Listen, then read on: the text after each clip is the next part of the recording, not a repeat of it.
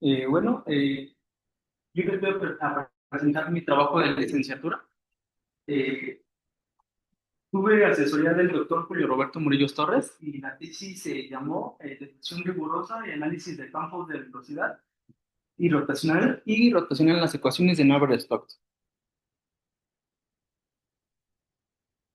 La tesis se conformó de dos objetivos principales.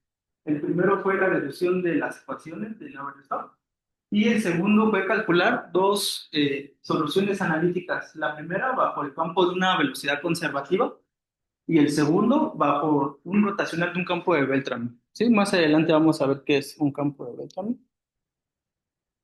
Y bueno, y para comenzar con la dinámica de fluidos, podemos comenzar imaginándonos un cuerpo que se va deformando continuamente a- al mismo tiempo que va cambiando de posición, ¿no? Comenzando en una configuración S0, configuración ST actual. Entonces, para poder estudiar sus posiciones, lo podemos hacer en dos tipos de coordenadas. Las primeras son las coordenadas espaciales y la segunda las coordenadas materiales. Para poder entender este tipo de coordenadas, un ejemplo sencillo es imaginarnos que estamos en un río. Para entender las coordenadas espaciales, nos paramos en la orilla del río y vamos midiendo, ¿no? Sus posiciones, por ejemplo, de muchos troncos que van pasando de manera continua. Y en coordenadas materiales, me monto al tronco, ¿no? Y voy viendo su trayectoria, su camino que va recorriendo. Para ello, necesitamos ayuda de las funciones de mapeo. Son las funciones que van a mapear las posiciones de cada punto del fluido, comenzando con la función de mapeo directo, la cual pues nos va a mapear justamente la posición en su configuración inicial hasta su configuración actual. Entonces, como ninguna partícula puede estar en el mismo estado, en el mismo lugar al mismo tiempo, tiene que existir una inversa, ¿no? Porque eso proyectiva la función. A esa función le vamos a llamar función de mapeo inverso. Y esta, la ecuación 3 es una condición de orientación. O sea, justamente el jacobino tiene que ser positivo para que el fluido no colapse instantáneamente o no invierta su orientación.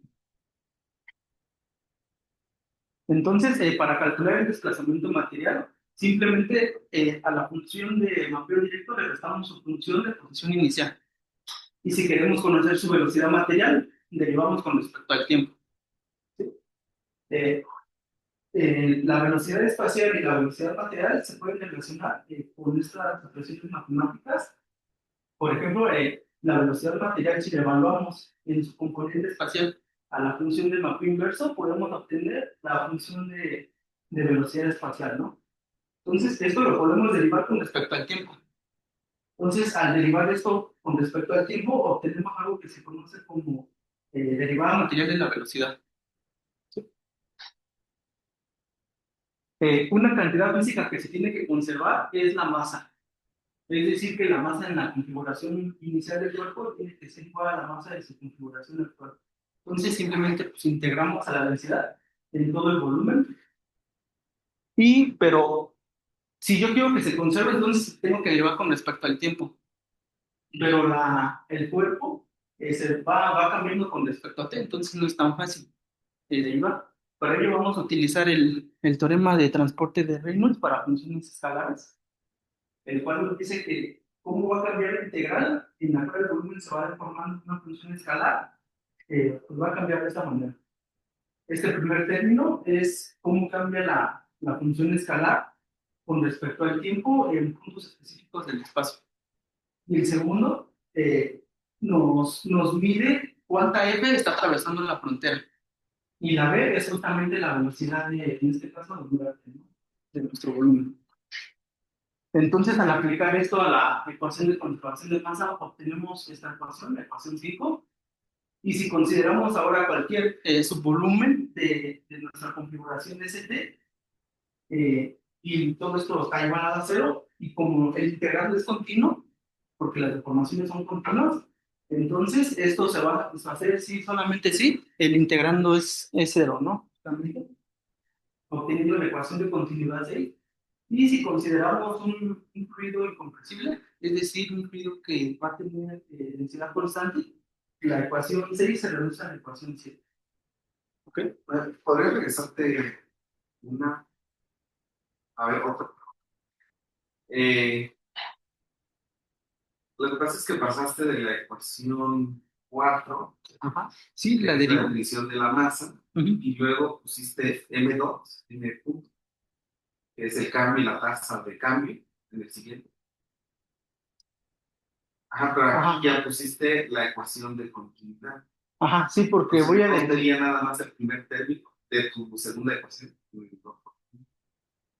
Mira, en este, Ajá, de acuerdo a la definición que pusiste en el 4, ok. sería nada más el primer término del integral. O cómo llegaste a esta expresión. Llegué justamente, derivo esto con respecto a t, Ajá. ¿no? Todo. Entonces, si derivo con respecto a t, la constante que está hasta allá, pues se me anula, se me hace cero. Entonces, el problema es de integral. Aquí la densidad es una función escalar. Y cuando yo aplico el teorema de transporte de Reynolds, obtengo justamente esta expresión. En lugar de f, voy a utilizar la densidad. Y esta Ajá. integral justamente es la de la siguiente diapositiva. Ok. ¿Sí?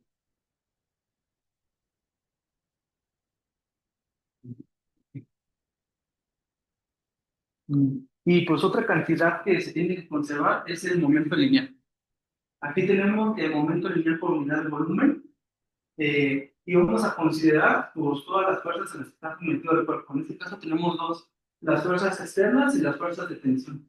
Las fuerzas externas, así como por ejemplo la de gravedad, que son muy importantes en nuestro físico, y las de tensión, que pues, son las internas, las de presión.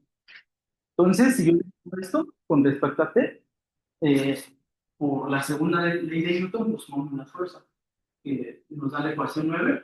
Y para encontrar la forma del vector de esfuerzos, que es T, podemos analizar solamente un subvolumen de todo el volumen total que tenemos. En este caso, pues vamos a analizar un tetraedro, el tetraedro de Cauchy, y eso nos permite expresar a T, que es el vector de la cara principal del tetraedro, como una combinación lineal de todas las componentes normales del vector y del vector sigma, ¿no?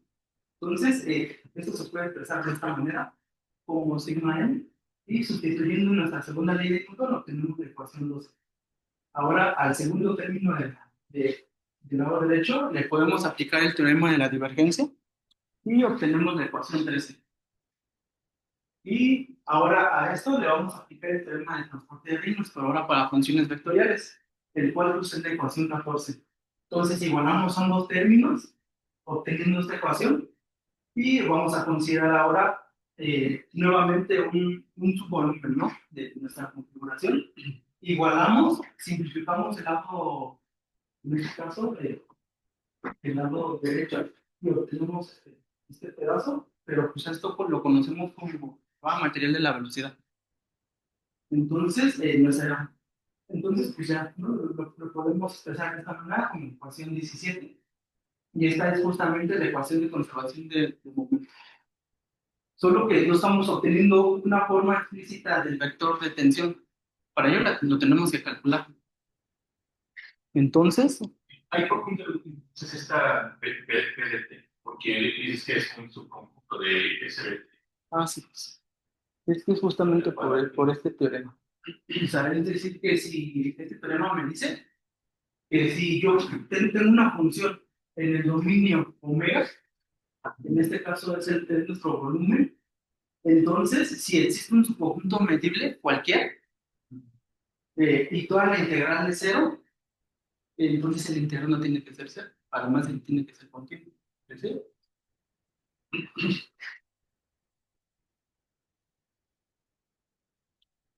Entonces obtenemos la ecuación 17 y vamos a hacer algo muy análogo con la conservación del momento angular.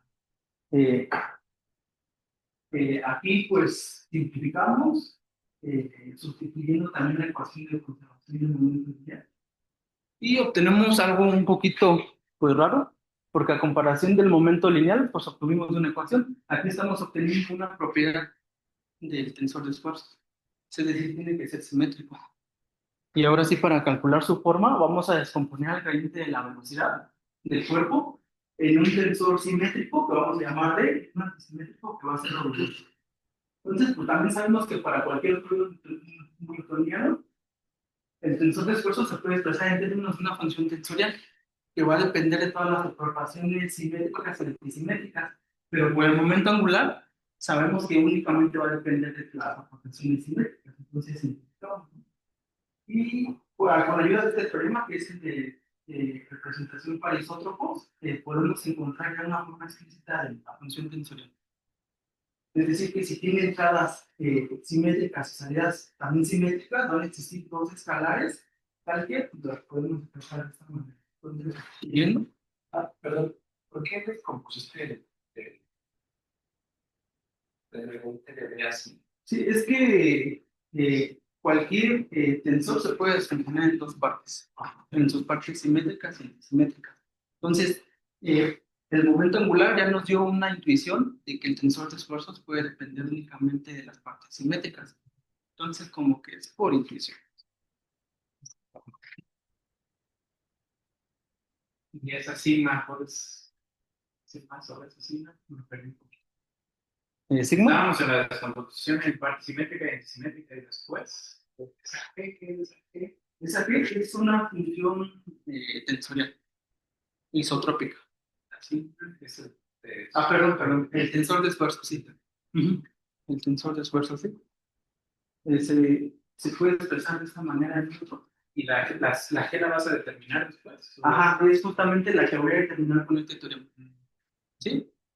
La cual pues depende únicamente también de su tensor simétrico, el cual ya conocemos. Entonces, sustituyendo y sustituyendo aquí, obtenemos ya una forma para el tensor de esfuerzo de esta manera. Entonces, la ecuación de conservación de momento lineal nos dice que tenemos que calcular la divergencia. Entonces, al calculársela, vamos a obtener el término de presión y el término viscoso. ¿Ok? Y pues de esta manera obtenemos el sistema de ecuaciones diferenciales de Navier-Stokes para fluidos incompresibles. Entonces, mi segundo objetivo fue calcular algunas soluciones analíticas sobre este sistema. Y aquí lo simplifico un poquito. Como en la ecuación de 8,39, en términos de la viscosidad cinemática, que es alfa. Primero supuse que la velocidad es conservativa, ¿sí? O sea, es decir, existe una función U muy bonita, suave, tal que pues, la velocidad se puede escribir como el gradiente de ella.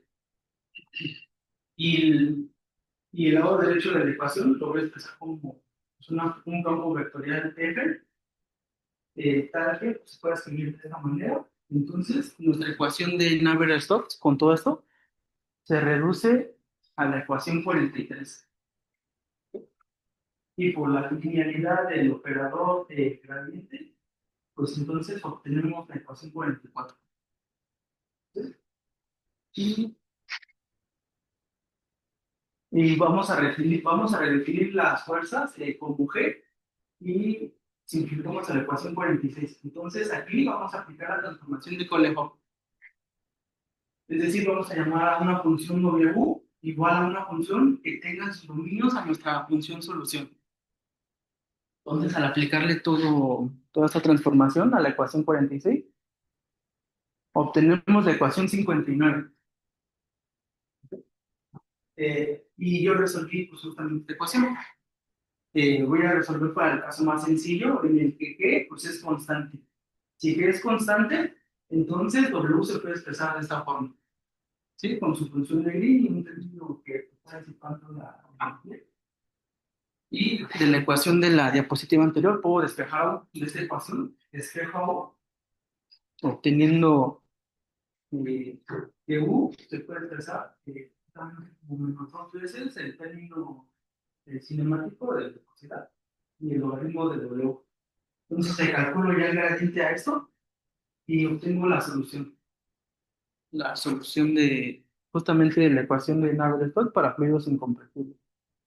Y pues aquí, y también la íbamos a analizar para el términos de conservación de masa, pero pues, así como que un poquito extraño, sí resuelve el sistema de Navier-Stokes.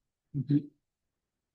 Podría regresarte una, asumiste algo de la ecuación diferencial que tenías para U ¿Esta? y para encontrar la solución. Es que ya aparecían ya X en la siguiente diapositiva, en la que ya U, ¿Aquí? a la integral 62.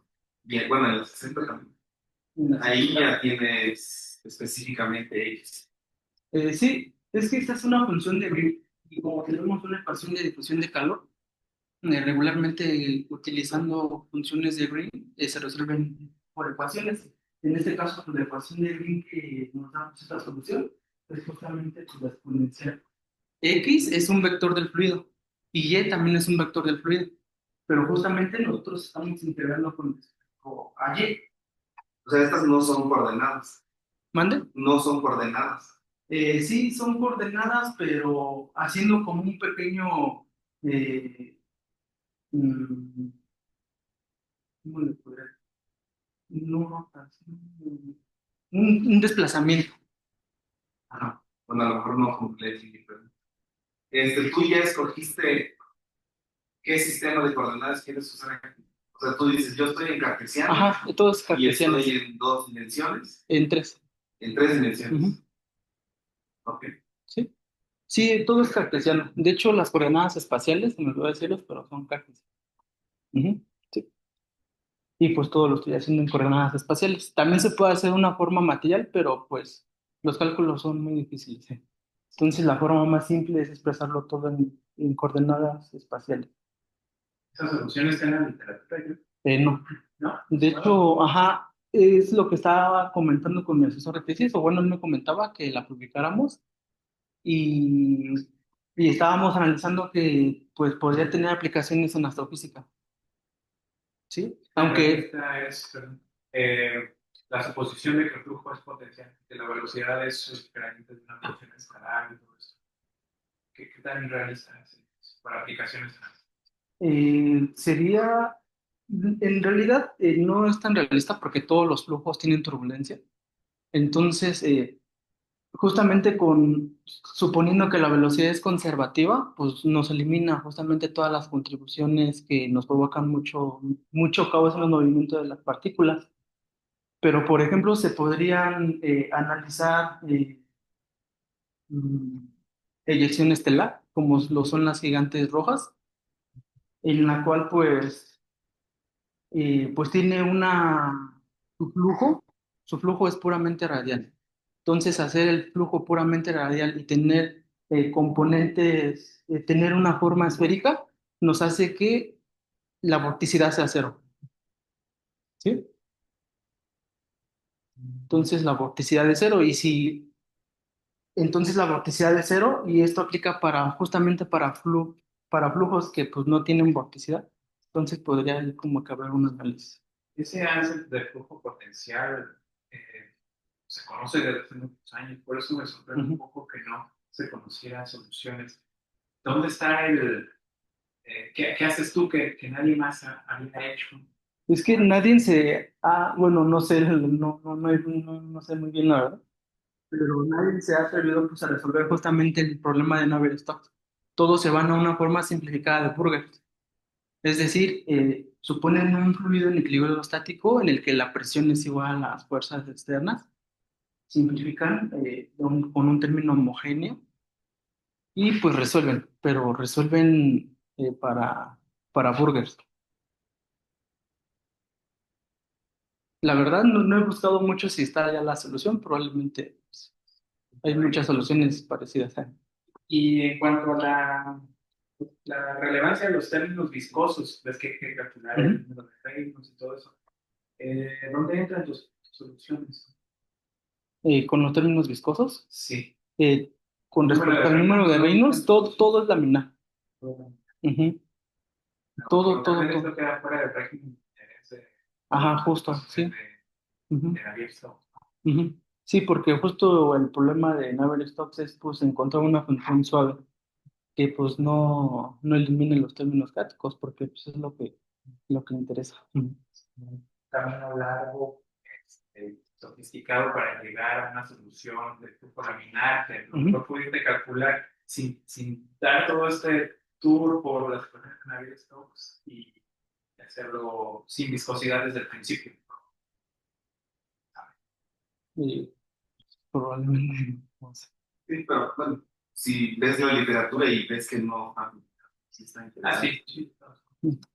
Sí, y lo que he visto pues está en una dimensión, esa dimensión. Muy bien. Está bueno. Y bueno, también, de hecho, mira, está lo de las gigantes rojas y también podría tener aplicaciones en nebulosas planetarias. Todo eso nada más es intuición. La solución no la hemos aplicado a ningún caso astrofísico, pero pues es lo que más o menos se asemeja a un flujo potencial. También podría aplicarse, por ejemplo, en medio interestelar, en regiones de hidrógeno ionizado y en los moleculares, porque pues justamente en flujos a muy grande escala, la vorticidad no importa tanto como lo importa la presión y la viscosidad. Y calculé también una segunda solución, pero ahora sí suponiendo que la velocidad es el rotacional de un campo de Beltrami. Entonces, al suponer que es un campo de Beltrami, pues el rotacional está alineado justamente con el mismo campo.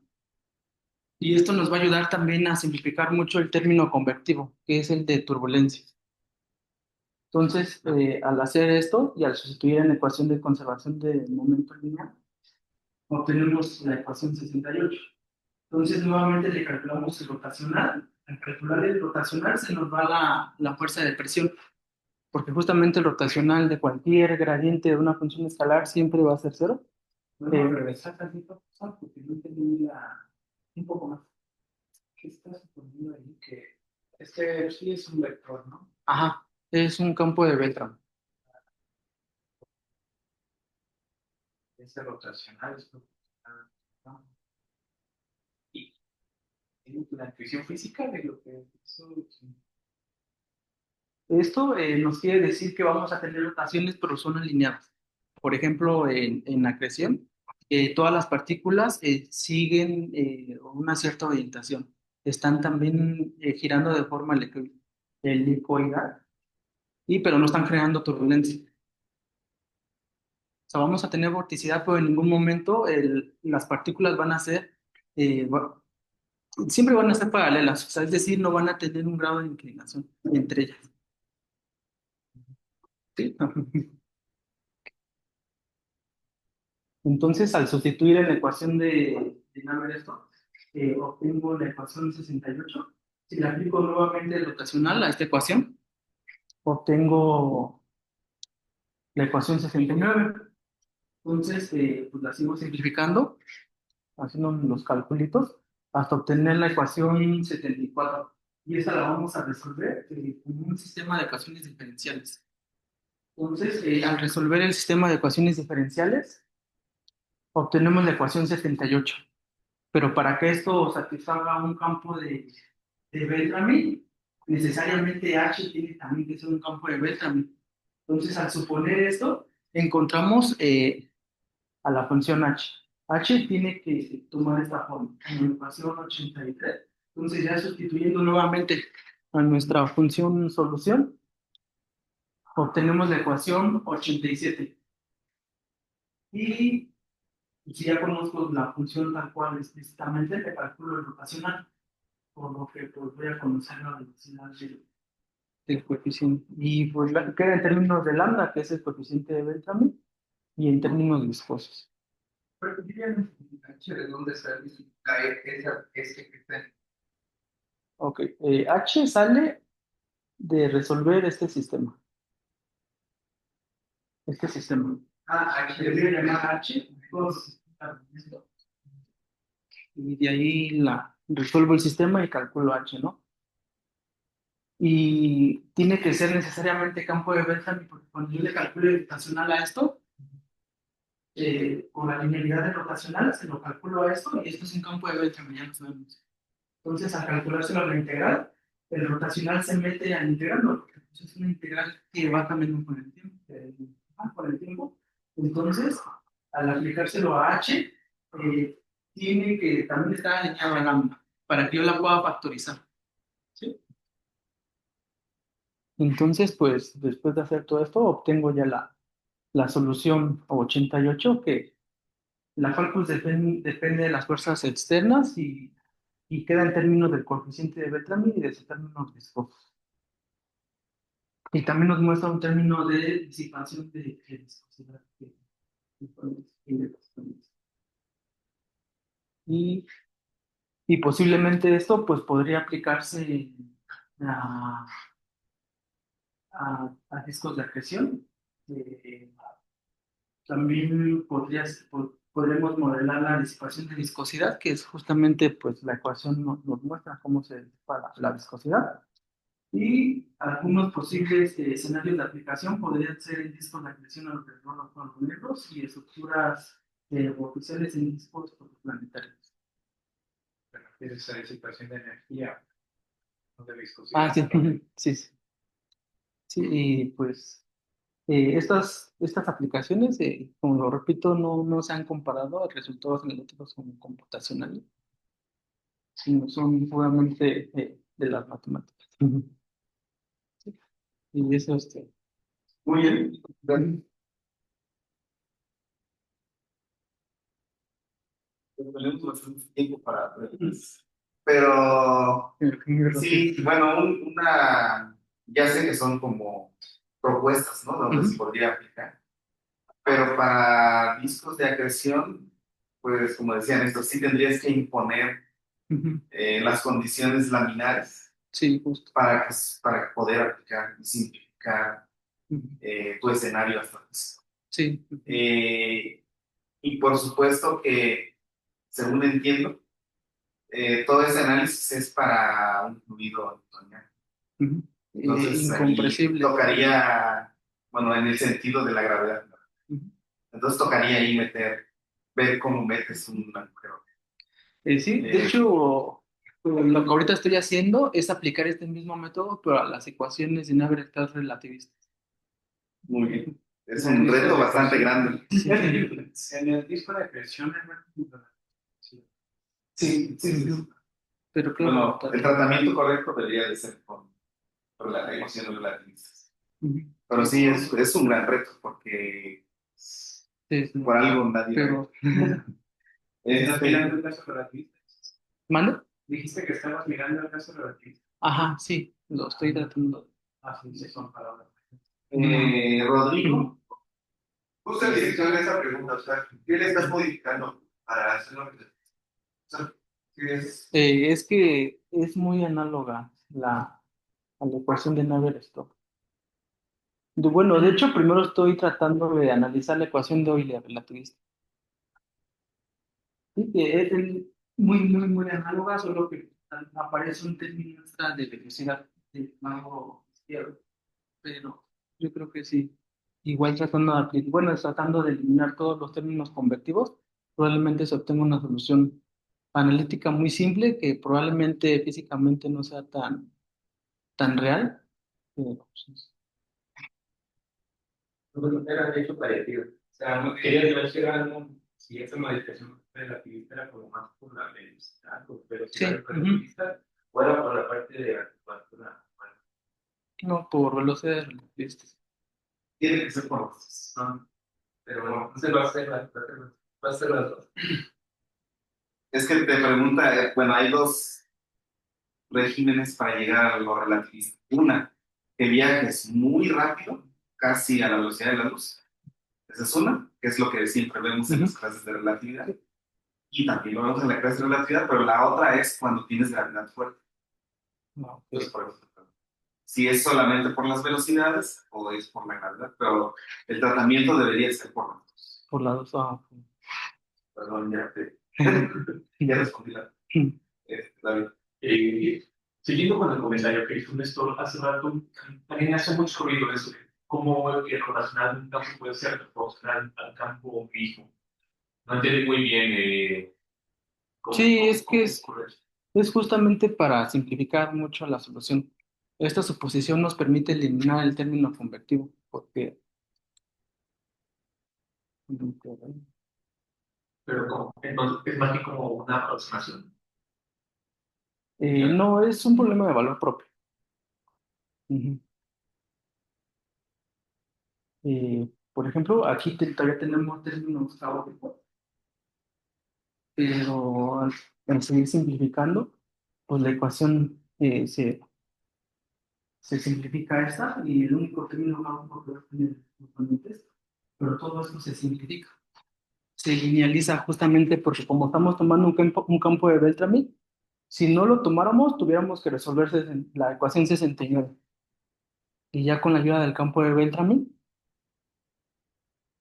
pues ya tenemos que resolver una mucho más sencilla que la ecuación 74, porque justamente pues, nos está eliminando los términos caóticos. Y pues sí, fue así como una aproximación, probablemente a un fluido eh, real. Más preguntas.